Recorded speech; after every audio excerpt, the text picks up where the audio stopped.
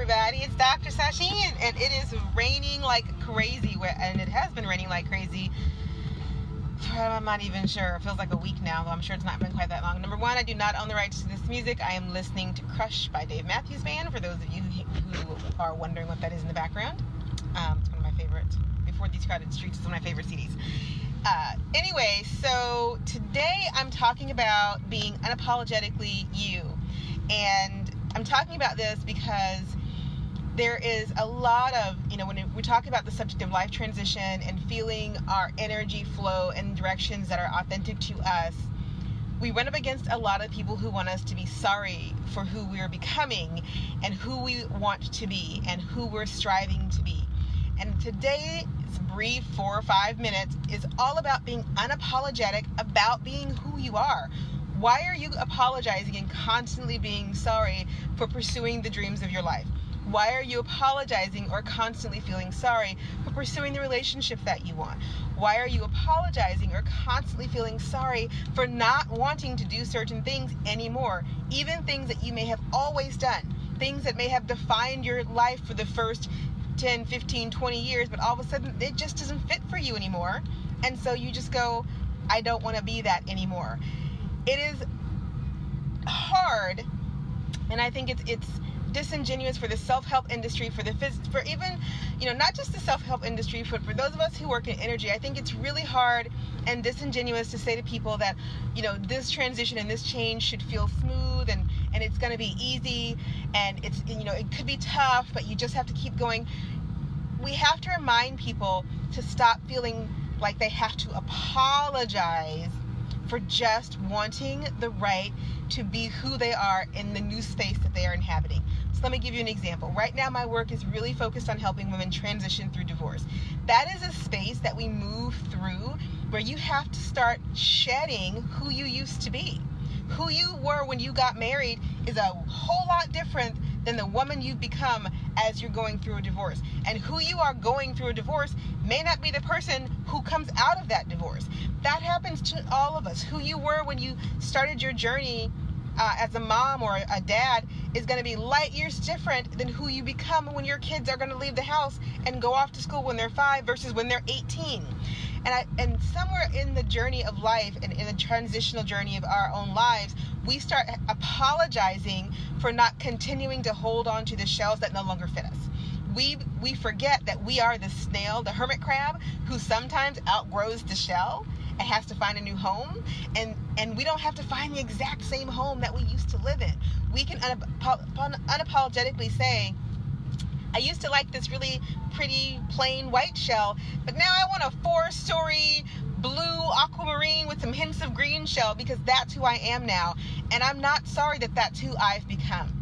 And so today's short mini motivational Monday pep talk is, if you're going to apologize to everyone for becoming the person that you feel like you need to be, then what you're going to end up spending is the next 2 years apologizing to everyone who you've ever met in your entire life. You can choose to do that, or you could call this day one and stop apologizing for who you want to be. It's okay to have changed your mind. We're not bound to decisions that we've held on to in the past, even if you held on to them for 50 or 60 years. I'm talking to my over 50-year-olds, my over 60-year-olds. Even if you did the same thing for 60 years, on your 60 year and one day, you can go, whoops, I changed my mind and I want to do something different. Because until you shed your mortal coil and go off and do something else, you have the right to change your mind.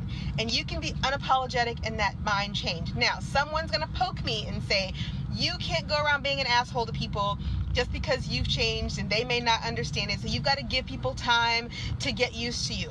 To that I say, no, you don't. You don't no, you don't need to be an asshole to people, but you also don't need to give them 15 years to figure out if they can live with the new you either. You don't have to give people months to figure out if they can live with the new you, because you know who has to live with the new you? You. You're the only person that has to live with the new you. That's it. This has come up a lot when I talk to people about the state of relationships and how people can be married or together for 20 years and then one day they're not. and it's like, oh my gosh, I can't believe that they threw it all away. And I want to change the narrative, because some of the people in those relationships don't think they threw it all away. They realized that they were one way for a while, and then something shifted. When you shift, you can't assume that everyone's going to shift with you. Let me say that again. When you shift, whether you shift in consciousness, socioeconomic class, job, career, parenting, when you shift, you cannot assume that everyone around you who supported you is going to shift with you and go with you in that new direction. So you have to decide, if I'm shifting and I want them to come with me, I got to take their hand and show them this path I'm on, and then I just have to hope they want to come. But the reality is, they may not want to come. Now flip that around. If someone in your life is shifting, you may not want to go, right? You may not want to go. You may be like, no, I'm perfectly comfortable and happy right here, thanks. So what do? Do you hold them tighter and pray that they don't go because you don't want them to? Or do you release them to go live their truth, and you stay in your own authentic truth, happy where you are? See, it's a double-edged sword. And so when I talk to people who are like, oh, they threw their marriage away, I'm like, but they didn't. And you have to look at both people, and you have to understand that the complexities of the human condition, the human being, are complex, and they're personal. And what may have served a marriage well for 20 years may not serve it for 20 years in a day. And those people have decided to move on to do something different with their lives. Sometimes voluntarily, sometimes involuntarily. But what happens to us inside, what we choose to become in all our moments of transition, we own that. That's our shit. And we should do something unapologetically about it, so that we're living out of the best that we have to give to the world, and the best that we have to give to ourselves.